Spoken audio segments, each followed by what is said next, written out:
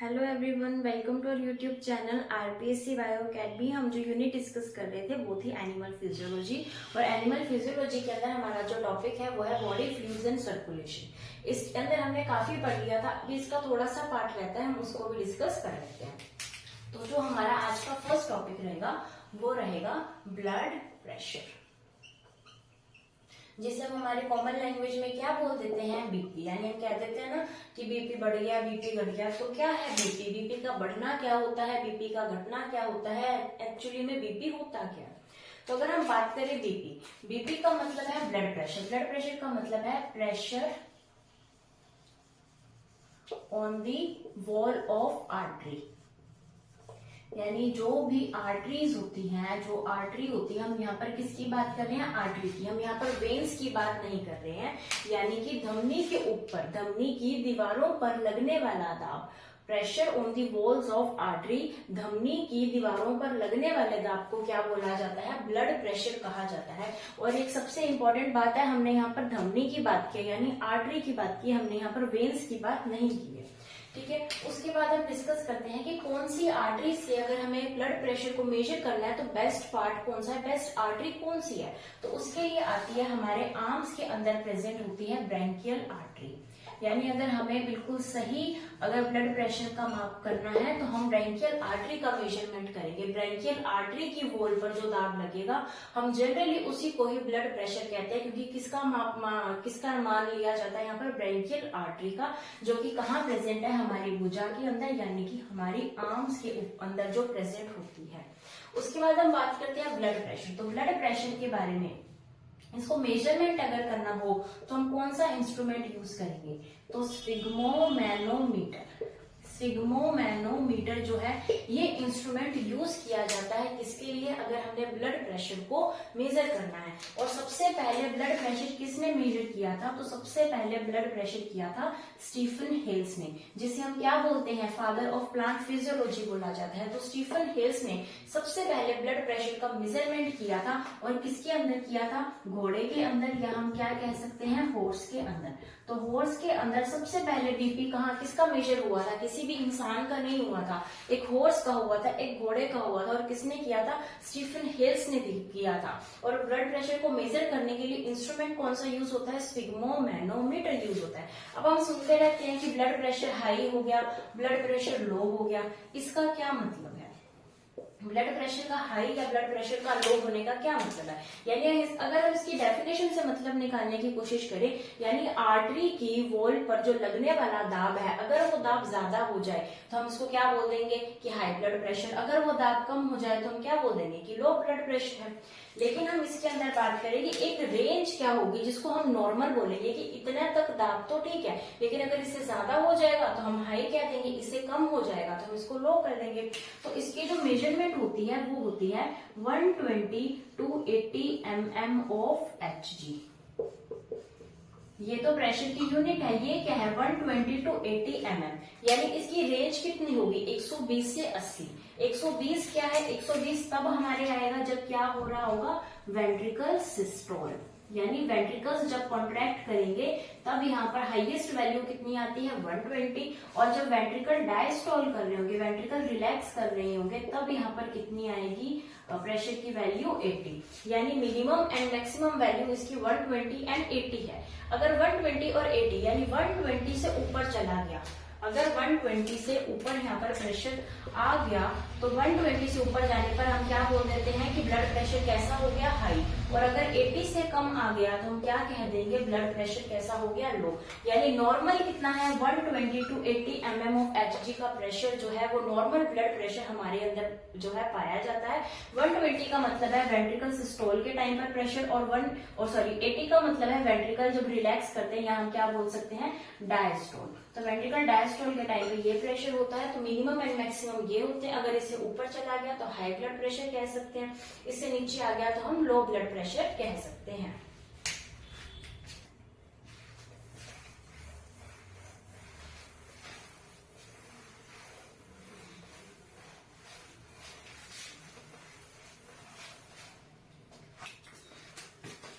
अभी हम पढ़ते हैं ब्लड वेसल्स के बारे में।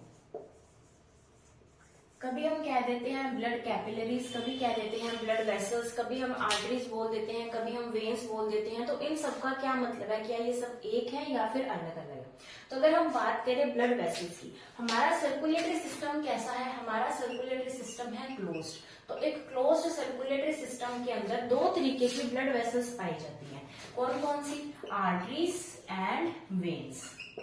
तो आर्टरीज एंड वेन्स दो तरीके की यहाँ पर हमें क्या देखने को मिलती हैं? ब्लड वेसल्स देखने को मिलती हैं, यानी धमनी और शिराएं हमें देखने को मिलती हैं ब्लड वेसल्स के रूप में। लेकिन हम कहीं कहीं ये भी पढ़ते हैं कि ब्लड कैपिलरीज, ये हम ज्यादातर वहां पढ़ेंगे जहां पर क्या हो रहा हो? एक्सचेंज हो रहा हो, यानी जहां पर एक्सचेंज ऑफ गैसेज, जहां पर कुछ ट्रांसपोर्ट हो रहा हो, वहां पर हम आर्टरीज, वेन्स या ब्लड वेसल्स का नाम ना लेकर ब्लड कैपिलरीज का नाम लेते हैं। ऐसा क्यों? क्योंकि अगर हम बात करें, यहाँ पर एक आर्टरी है और यहाँ पर क्या है? एक वेन है। तो ये क्या है हमारे पास? एक आर्टरी, ये है हमारे पास एक वेन। तो आर्टरीज और वेन्स के मध्य जो बनती है यहाँ पर ट्यूब्स, उन्हें क्या बोला जाता है? उन्हें बोला जाता है यहाँ पर कैपिलरीज।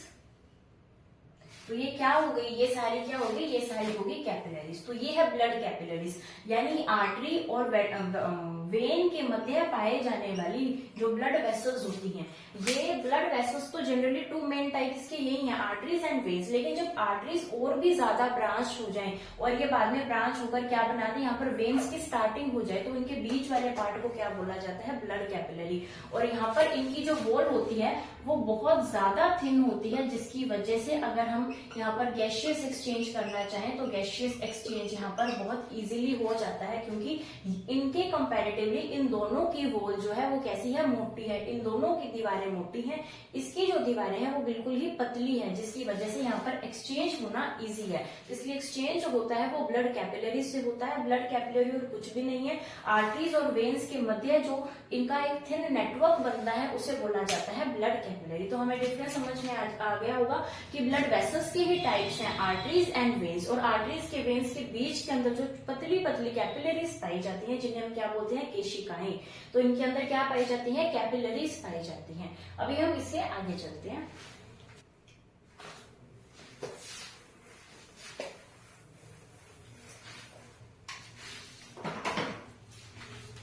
अगर हम इनकी स्ट्रक्चर को देखें, हम ये तो पढ़ते आते हैं कि जो आर्टरीज होती हैं उनकी वॉल जो होती है वो थिक होती है, वेन्स की वॉल जो होती है वो थिन होती है। तो अभी हम इसको डिस्कस करते हैं कि ऐसे क्यों होता है।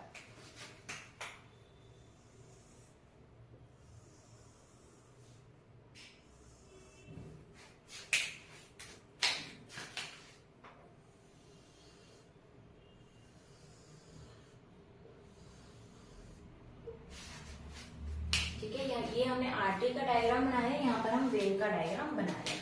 तो इन तीनों की जो वॉल्स होती हैं वो 3 लेयर्ड होती हैं। कितनी लेयर होती है? 3 लेयर होती है। ऊपर वाली वॉल को बोला जाता है थिका एक्सटर्ना। क्या बोला जाता है? थिका एक्सटर्ना। इस वॉल को बोला जाएगा थिका मीडिया, और इस वाली वॉल को बोला जाएगा थिका इंटरना। तो 3 वॉल की बनी होती है। ये दोनों ही आर्टरीज और वेन्स दोनों ही 3 वॉल की बनी होती हैं। लेकिन आर्टरी के ऊपर यहाँ पर एक इलास्टिक जो है रिंग पाई जाती है, यानी ये एक इलास्टिक वॉल कह लो, ये इलास्टिक एक चीज पाई जाती है यहाँ पर जो उसको इलास्टिसिटी प्रोवाइड करवाती है, क्योंकि आर्टरीज जो होती हैं वो वेन से ज्यादा इलास्टिक होती है, तो उनको इलास्टिसिटी प्रोवाइड यहीं से करवाई जाती है।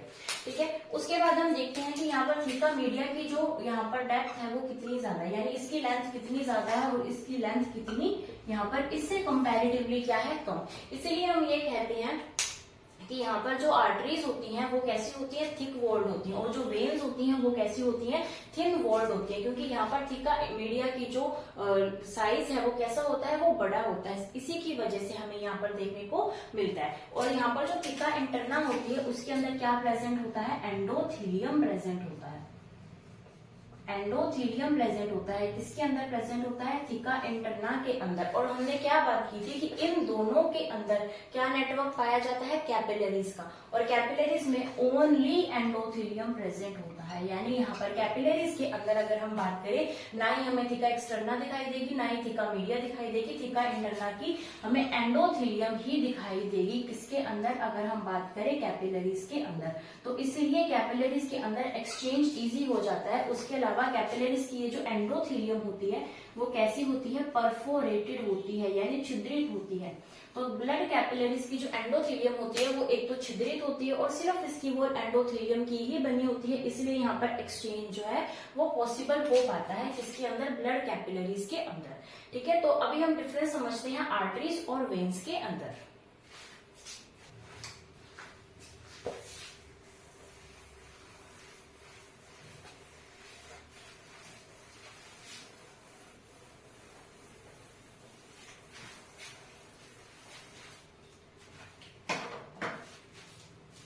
हम बात करें आर्टरीज एंड वेन्स की, यानी यहाँ पर हम किसकी बात कर रहे हैं, धमनी और शिराओं की। तो इन दोनों में क्या डिफरेंस होता है। वैसे तो ये बहुत ही हम कहें कि छोटे लेवल का क्वेश्चन है, लेकिन जब क्वेश्चन आएगा तो हम इनको भी कई बार सॉल्व नहीं कर पाते क्योंकि हमें बेसिक नॉलेज नहीं होती, इसलिए हम बेसिक नॉलेज को साथ में लेकर चलेंगे। तो अगर हम बात करें, इसके अंदर एक चीज और आती है कि जो ब्लड वेसल्स होती है, यानी हम किसकी बात कर रहे हैं, आर्टरीज की और वेन्स की। तो इनकी जो इनर लाइनिंग होती है, इन दोनों की इनर लाइनिंग, यानी हमने अभी क्या बोली थी, इनकी इनर लाइनिंग एंडोथीलियम की बनी होती है, इनकी जो इनर लाइनिंग होती है थिका इंटरना की बनी होती है। तो वो कौन से टिश्यू की बनी होती है, वो बनी होती है स्क्वेमस एपिथेलियम की। किसकी बनी होती है, स्क्वेमस एपिथेलियम की। हमारी बॉडी के अंदर जितने भी ऑर्गन्स हैं उनको अंदर से लाइंड सारी की सारी एपिथेलियम ही करती है, यानी हमारी जो प्रॉपर एलिमेंट्री कैनाल की भी अगर हम बात करें तो वो अंदर से किससे लाइंड है, इस एपिथेलियम से ही लाइंड है। ठीक है, लेकिन हमने यहाँ पर एक वर्ड और यूज कर दिया, स्क्वेमस। स्क्वेमस का मतलब होता है कि इसके जो सेल्स हैं वो इस तरीके से हैं। अगर इसकी सेल्स फ्लैट हो तो उसे क्या बोला जाता है, स्क्वेमस एपिथेलियम। तो ये किससे जो है स्तरित है, स्क्वेमस एपिथेलियम से स्तरित है, चाहे वो आर्टरीज है चाहे वो वेन्स है। और ये जो चीज है ये हम पढ़ने वाले हैं एनिमल टिश्यू में, तो हम इसके बाद एनिमल टिश्यू को पढ़ेंगे। तो एनिमल टिश्यू के अंदर भी हमारी ये सेम चीज आएगी। और ये जो क्वेश्चन है ये 2 बार आ चुका है ग्रेड 1 के अंदर। एक बार तो पिछली बार ही आया था, जो ग्रेड 1 2022 जो अभी एग्जाम हुआ था, उस एग्जाम के अंदर भी यही क्वेश्चन आया था कि जो आर्टरीज जो ब्लड वेसल्स की इनर लाइनिंग होती है वो किसकी बनी होती है, वो सिंपल स्क्वेमस एपिथेलियम की होती है। और ये रिपीटेड क्वेश्चन था क्योंकि इससे पहले भी ये क्वेश्चन आ चुका था। ठीक है, अब हम देखते हैं कि इन दोनों के अंदर बेसिक डिफरेंस क्या होता है। तो आर्टरीज जो होती है वो मेनली क्या करती हैं, वो ब्लड को हार्ट से ऑर्गन्स तक पहुंचाती है। तो ब्लड को हार्ट से ऑर्गन्स तक पहुंचाने का काम कौन कर रही है, आर्टरीज कर रही है। अगर हम वेन्स की बात करें तो वेन्स क्या करती हैं, ये ऑर्गन से ब्लड को लेकर आती है हार्ट के पास। तो अगर ऑर्गन से ब्लड हार्ट के पास लेकर आए तो हम क्या बोल सकते हैं, ये कैसी है, ये वेन्स है। फिर हम चलते हैं इसके सेकंड की तरफ कि जो आर्टरीज होती है उनके अंदर जनरली कैसा होता है, ऑक्सीजनेटेड ब्लड होता है। ये जनरली कौन सा ब्लड कैरी करती हैं, ऑक्सीजनेटेड ब्लड कैरी करती है, क्योंकि ये हार्ट से ऑक्सीजनेटेड ब्लड ऑर्गन्स तक पहुंचाती हैं। और ये डीऑक्सीजनेटेड ब्लड ऑर्गन से इकट्ठा करके कहाँ लेकर आती हैं, हार्ट तक लेकर आती हैं। तो अगर हम बात करें इन दोनों की, तो ऐसा हम कहते हैं मोस्ट ऑफ द टाइम होता है, क्योंकि एक एक्सेप्शन है और वो हम पढ़ चुके हैं। एक्सेप्शन क्या है, पल्मोनरी आर्टरी। तो पल्मोनरी आर्टरी कैसा ब्लड लेकर आती है, डीऑक्सीजनेटेड ब्लड। कहाँ पहुंचाती है, ये पहुंचाती है लंग्स के पास। और लंग्स से जो है ऑक्सीजनेटेड ब्लड पल्मोनरी वेन लेकर आती है, जो कि कहाँ पहुंचाती है, हार्ट के पास। तो पल्मोनरी वेन जो है ये ऑक्सीजनेटेड ब्लड लेकर आती है, पल्मोनरी आर्टरी डीऑक्सीजनेटेड ब्लड लेकर आती है। तो ये क्या है, इसकी एक्सेप्शन है। तो अगर स्टेटमेंट आ जाए that all the arteries carry oxygenated blood, is it true और फॉल्स, तो ये फॉल्स है, क्योंकि मोस्ट ऑफ द, यहाँ हम कह सकते हैं 99% of the arteries they carry oxygenated blood, but only one artery, that is pulmonary artery, it carries deoxygenated blood। ठीक है, उसके बाद हम पढ़ते आते हैं कि जो आर्टरीज होती हैं इनकी वॉल्स कैसी होती हैं, थिक होती हैं, जो कि हम पढ़ चुके हैं। थिक होती हैं, इलास्टिक होती हैं। लेकिन इनकी जो वॉल्स होती हैं ये कैसी होती हैं, थिन वॉल्ड। ये कैसे होते हैं, थिन वॉल्ड होते हैं। किसके कंपैरेटिवली, इस आर्टरीज के कंपैरेटिवली। उसके बाद हम बात करेंगे इनका जो ल्यूमेन होता है, इनका जो ल्यूमेन होता है वो कैसा होता है, नैरो होता है। यानी इनका जो ये, अगर हम इसकी बात करें तो ल्यूमेन इसलिए बोलते हैं, यानी ये हमारी आर्टरी है, इसके बीच वाली जो जगह वो कैसी होती है, सिकुड़ी होती है, संकुचित होती है। लेकिन इसका जो ल्यूमेन होता है वो कैसा होता है, ब्रॉड होता है। यानी इसका ल्यूमेन कैसा होता है, चौड़ा होता है।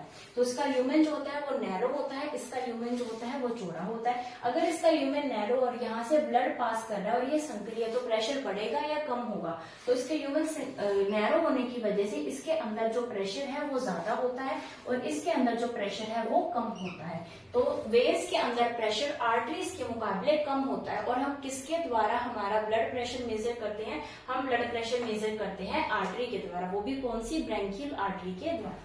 उसके बाद हम डिस्कस करते हैं कि आर्टरीज के अंदर किसी भी तरीके का वॉल्व्स जो है वो प्रेजेंट नहीं होते। तो यहाँ पर वॉल्व्स एब्सेंट होते हैं, लेकिन यहाँ पर वॉल्व्स जो है वो प्रेजेंट होते हैं। यानी वेन्स के अंदर वॉल्व्स पाए जाते हैं। वॉल्व्स किसके अंदर पाए जाते हैं, वेन्स के अंदर। तो वेन्स के अंदर हमें वॉल्व्स देखने को मिलते हैं। ये कैसी होती हैं, नॉन कोलैप्सिबल, यानी ये कोलैप्स नहीं करती, ये सिर्फ चिपकती नहीं है। अगर खाली हो जाए तो वो चीज चिपक जाती है, तो ये चिपकती नहीं है, ये नॉन कोलैप्सिबल है। और ये कैसी है, ये है कोलैप्सिबल। तो अभी तक हमने कौन कौन से डिफरेंस देखे आर्टरीज एंड वेन्स में। आर्टरीज ब्लड को हार्ट से ऑर्गन तक लेके जाती है, वेन्स ऑर्गन से हार्ट तक लेके आती है। ये ऑक्सीजनेटेड ब्लड को कैरी करती है, ये डीऑक्सीजनेटेड ब्लड को कैरी करती है। इसके अंदर एक्सेप्शन है पल्मोनरी आर्टरी और इसके अंदर एक्सेप्शन है पल्मोनरी वेन। उसके बाद इसकी वॉल्स जो होती है वो थिक होती है, इलास्टिक होती है। इसके कंपेरेटिवली सॉरी, इसकी वॉल्स थिन वॉल्ड होती है। इसकी ल्यूमेन कैसी होती है, नैरो होती है, बिल्कुल संकरी होती है। इसकी जो ल्यूमेन होती है वो ब्रॉड होती है, जिसकी वजह से प्रेशर कम होता है। इसके अंदर जो वॉल्स है वो एब्सेंट होती हैं, लेकिन वेन्स के अंदर वॉल्स जो है वो प्रेजेंट होते हैं। ये नॉन कोलैप्सिबल होती है, यानी चिपकती नहीं है, पिचकती नहीं है। और ये जो है ये कोलैप्सिबल होती है।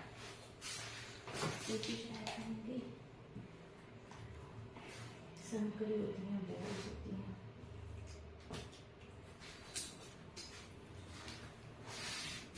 तो आज के लिए इतना ही। कल के लेक्चर में हम इससे आगे बढ़ेंगे। तब तक आप वीडियो को लाइक कीजिए, शेयर कीजिए, हमारे चैनल को सब्सक्राइब कीजिए। Thank you.